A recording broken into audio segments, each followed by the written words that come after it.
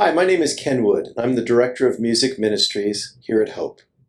It's my pleasure to welcome you to the information video about our choir associated with the South Site campus. Previously, this would have been known as the South Site Chorale.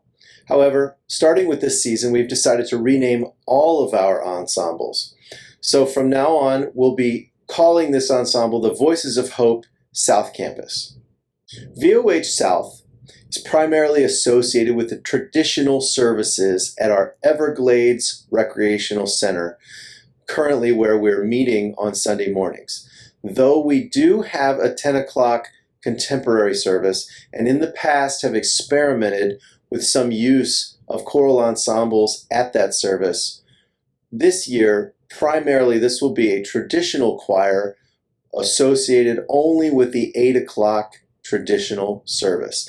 They will facilitate worship, lead liturgy, and offer periodic anthems. Currently, rehearsals will still be held at our central campus, either in the small fellowship hall, which is across from the main desk in our office, or in the sanctuary itself. The reason we do this is because we have yet to finish our activities building slated to be built on our South Campus site. And eventually, when that's finished, we'll move our rehearsals down to that location instead. Rehearsals currently will be on Mondays from 3:30 to 4:20. Also, prior to services, we'll meet for warm-up at 7:30 somewhere around the Everglades Rec Center room where we have services. So you can expect on a weekly basis, as soon as the choir begins singing, that we will be meeting a half an hour prior to each Sunday service. Email is the primary method of communication that we use to communicate with the entire department. We do that through constant contact, so as soon as you let us know of your interest in joining a group, we will add your email address and make sure that you start receiving all pertinent information. So it behooves you to have a working email address, know how to use it, and check it regularly. Here are some frequently asked questions about the group. Previous experience. Do you need it? Well, the short answer is no, but it does help.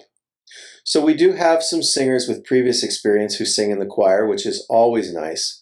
But for those of you interested in joining who have never sung before or who are not as competent in your singing or learning skills, please don't hesitate to give us a try anyway. Level of difficulty. Can you sing it?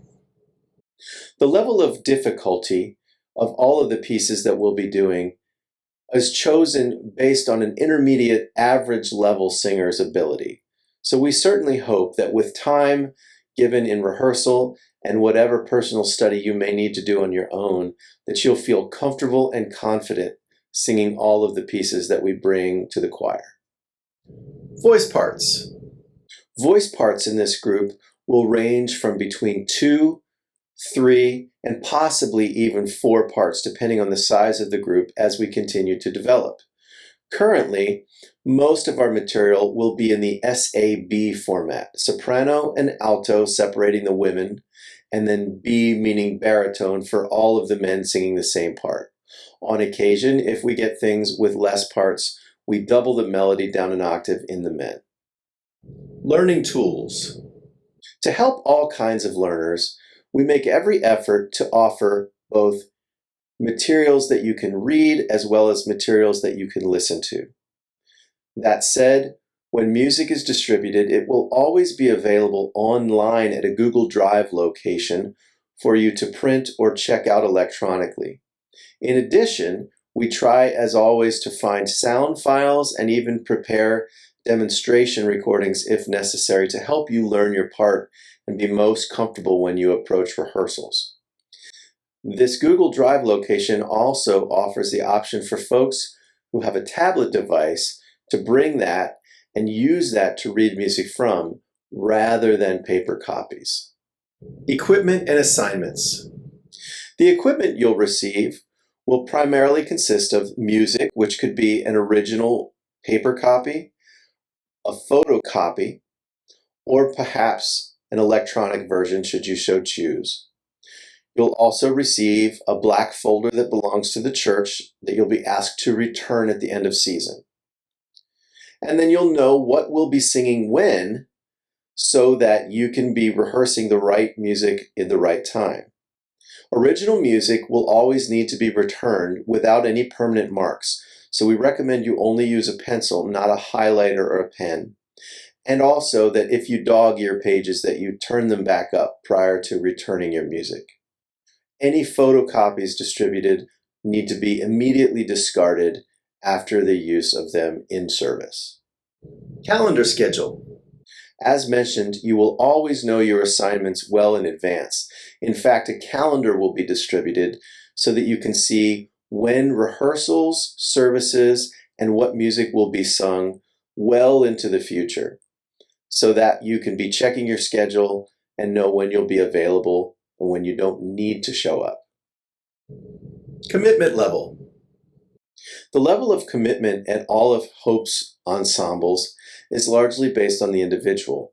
We understand that people come and go, and because it's a retirement community, many of you may not even be full-time residents. However, we do ask that for whatever time you are here, that you try and be present at as many rehearsals as possible, and certainly at the services when pieces will be performed. Attendance. If you're looking for more of a seasonal or finite level of commitment, I may suggest that we have other ensembles that might suit your needs better than this particular one.